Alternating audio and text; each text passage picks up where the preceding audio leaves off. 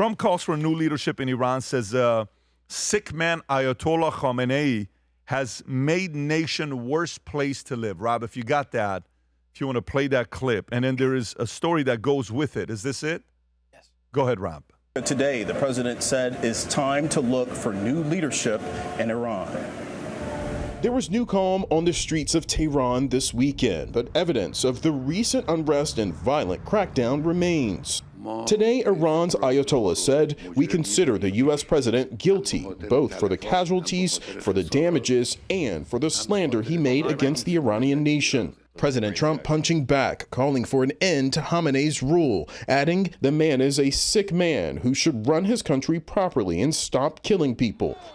The exchange follows nationwide protests and a violent government crackdown. Thousands have been killed. President Trump had threatened to take action against the regime if it did not stop killing civilians, but on Friday praised it for sparing protesters. Did Arab and Israeli officials convince you to not strike Iran? Nobody convinced me. I convinced myself. You had yesterday scheduled over 800 hangings. They didn't hang anyone. They canceled the hangings. And this week, satellite images showed the U.S. Navy aircraft carrier, the Abraham Lincoln, which was rerouted to the Middle East amid those ongoing tensions with Iran. Meanwhile, the White House says the president has a range of options at his disposal. Jarika? Willie J. Okay, so he's got a range of options at his disposal. The Iranian government came out, and they've had the internet down since the 8th. They're saying the protesting has calmed down a bit. Internet's been down since the 8th. They're saying it's going to be down till March 20th, which is Eid al-Nowruz, the Iranian New Year, is what they're going to be doing. The counts you're seeing is anywhere between 3,300, 3,500, which is a low number, upwards of 16,500. You even hear some people talking about 50,000. 300,000 people have been arrested, injured. There's a lot of mess going on in Iran right now. But, Vinny, how do you process the fact that the president, it seemed like they were about to attack. Nothing. Elon, I'll come to you first. How do you process the fact that a lot of Iranians are thinking President Trump's about to come in and do something about it, and then it seems like they took a step back? What do you think is going on there? So we've seen Trump be unpredictable in the past and then suddenly take action when no one expects it. But if Trump does not take action after the words he spoke, I think by the Iranian perspective, the people of Iran, it'll be perceived as a massive, massive betrayal. I think that we don't actually know how bad it is. The regime is literally stopping the information from getting out. I heard reports of them using chemical warfare against their own people. There's just disgusting things happening, and it makes us look weak. If he comes out and he says, we're not going to allow this to happen, and then allows it to happen. So that's my main concern there. I think this is a once-in-a-lifetime opportunity to see freedom for the Iranian people. These opportunities don't come often. It stabilizes the entire Middle East. There is a massive benefit, not just for the Iranian people, but for the entire world. So if he's going to come out and talk strong, I hope he takes strong action. Again, he's unpredictable, so who knows what he's actually going to do. So let's discuss what Iran is good at and what they're not good at. Iran sucks at winning actual wars. The Islamic Republic of Iran, what's the last war they won against Iraq 30 years ago? So they suck at that. They certainly lost to Israel. That's without a question. They're pretty good at proxy warring. All right, let's fund Hamas. Let's fund the Houthis. Let's fund Hezbollah. They're pretty good at that. But you know what they're the best at? Killing their own people. That's their thing. So let's not lose sight of that. Iran is a Islamic thug-like regime, and the people that pay the price the most are their own people. Yeah. Besides that, it's their neighbors, and then beyond that, it's the world. So you hear terms like paper tiger, they haven't done anything. They're the typical guy who talks trash. Meet me outside, bro. I'll kick your ass. And then you go outside and you kick his ass. And then the fight's over, and then they go home and they tweet, I will bring the enemy to its knees. Nobody believes you. Unfortunately, I don't know how they're going to take this guy out. They may need to wait a few more years until he's literally dead, because he'll be 90-something years old. That's unfortunately I think you reality. made a great point. Trump is unpredictable, and I learned on this podcast. I'm talking to these guys. Trump is like, everybody knows what they're talking about because of what CNN or somebody told us. You don't know what he's really doing. We don't know the conversations that are happening behind the scenes.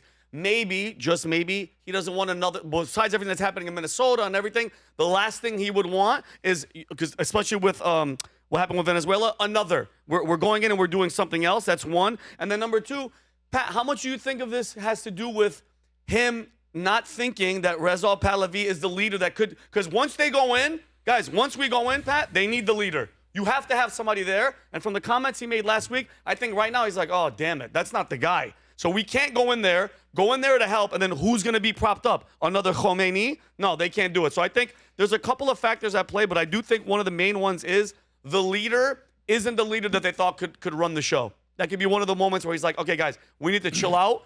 You know, try to support them as much as we can. But, dude, with them killing 16,000 to 50,000, this isn't a joke. They need the help. They need the help. But Tom, I'm going to come to you here. I want to read this first. So Reza Pahlavi implores Trump to follow through on Iran strikes. This is a political story. Pleaded Friday with Trump to follow through on his promise to strike the Islamic Republic. The U.S. should conduct a surgical strike on the Iranian regime, parliamentary, paramilitary assets to weaken the Iran's government and its ability to crack down protesters. Pahlavi told reporters in Washington, where he's made the rounds in recent days to garner support and position himself as the person to lead a transition in Iran should it fall. Trump has been watching the protests closely and at first pledged very strong action should Iran execute protesters, but Trump's immediate threat appears to have disappeared after Gulf Arab state and Israel have lobbied against military action, at least right away. President Trump did say if the regime were to hit the Iranian people hard, they will face serious consequences. Tom, where are you at with this? So when Trump told the Iranian people, look, I've got your back. This goes back 2 weeks ago, right? Exactly 2 weeks ago. He said, I've got your back. And instead, he said, if you kill anybody, if you're going to be hard on these protesters, look out, here I come. And then we're getting numbers out that people have died. Thousands and thousands injured, critically injured. And what Trump is saying, well, he didn't hang anybody yesterday. They didn't do the hangings. They were going to do 800 hangings or something like that. They didn't do those. And so that is a good thing. And then he backed off. Man, I'm old enough to remember Cuba, and when JFK was supporting the Cuban rebels, supporting what was going to go, and at the last minute, he pulled air support back, and it led to the Bay of Pigs for the poor Cuban freedom fighters. And I worry that Trump, he's a leader, he's a driver, but I worry he's kind of in a place right now. You pulled back on the attack. A lot of people in the Middle East said, be careful, Iran's irrational. They may do something even crazier than normal. Maybe we don't want to do this. So I understand the lobbying he got from Israel and certain Arab states. But there's also this angle. He said he was going to be there, and now he's kind of pulled back. And I worry that he's in a bit of a spot. What do you think? You worry he's in a bit of a spot like what? Yeah, because he made a commitment. He says, I'm going to be behind you. And now what he's saying is, well, nobody got hung yesterday. Yeah, but it looks like at least by consensus, 12,000 people have been killed. So why would he not do anything? Why would he not keep a promise? Was he convinced that Iran, in their destabilization right now, would be even more militarily irrational than normal? I think he got convinced of that. What else do you think it is? I think, you come in and you break up the party, but you have to leave an adult at the house. And I don't know if he's got that person. Yeah, to me, when I watch this and I think about what's going on, one is, reports that came to him from the Middle East, even Turkey and some of these guys saying, listen, you guys, I don't want to, you may not want to attack yet. Even Israel saying they're not ready yet to make the attack. Okay, let's just say that's when the intel comes in. He trusts what some of that information is going to come in. Is Mossad giving him a report that, maybe it's a different kind of a report? He's got a guy on the inside, Lindsey Graham, that how bad do you think Lindsey Graham wants to see an attack? Oh, he was so upset that he came out of what he's like, listen, I think we should have done. He's a war hawk. Okay. That's Words can't so describe is it fair it. to say He Lindsey has Graham such wanted a to see Jones for an attack. Okay, now watch this. How many clips have you seen with Lindsey Graham being with the president in the last 30 days, 60 days? One. A ton.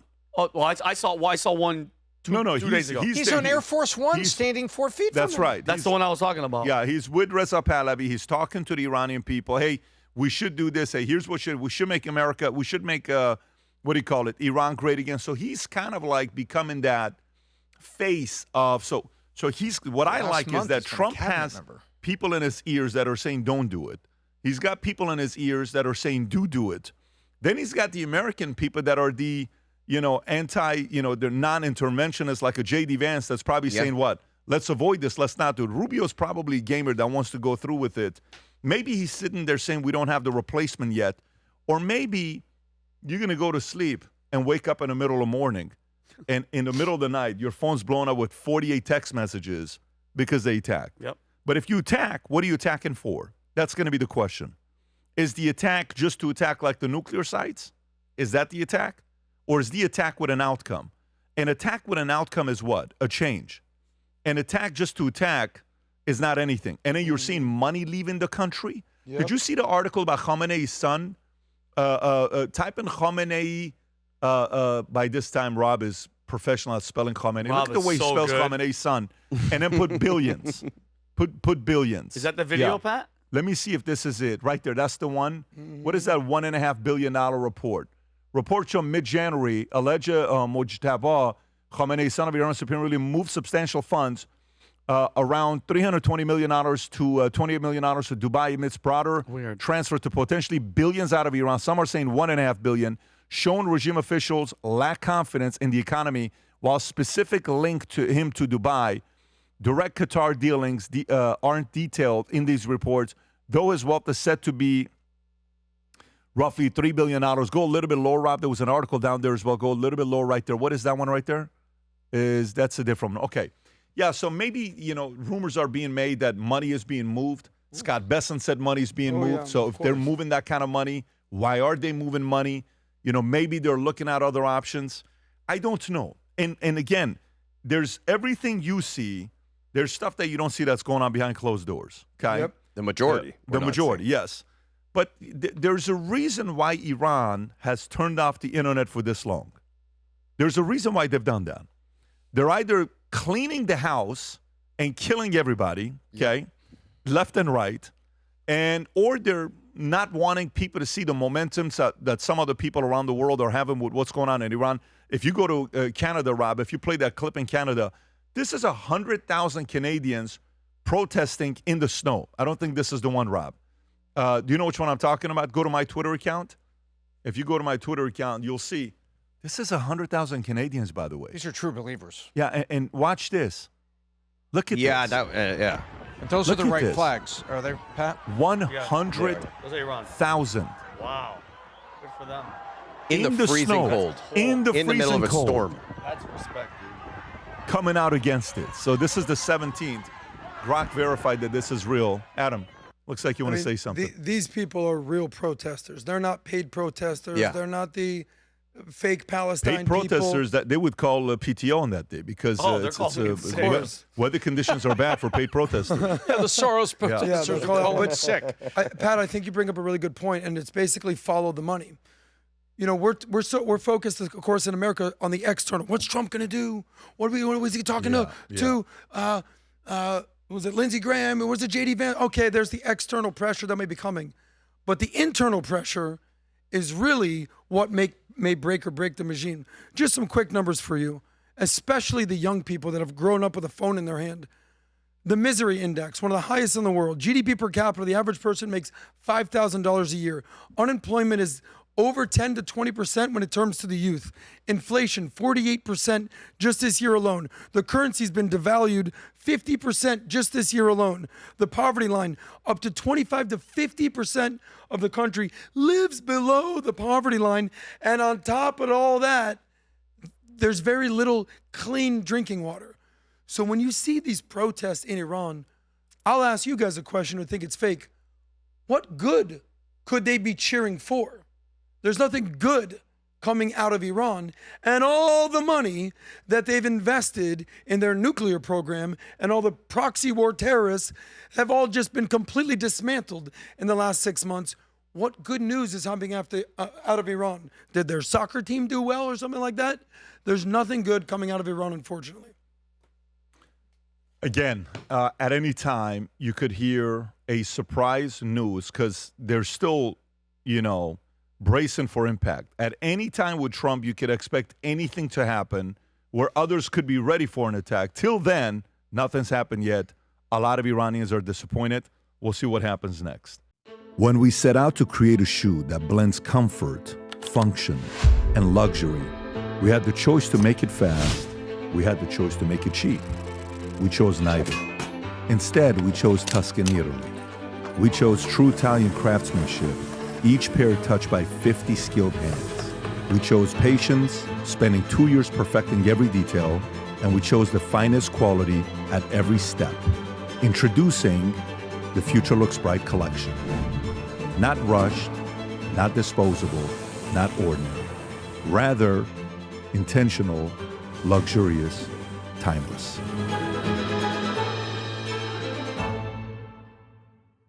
If you enjoyed this video, you want to watch more videos like this, click here. And if you want to watch the entire podcast, click here.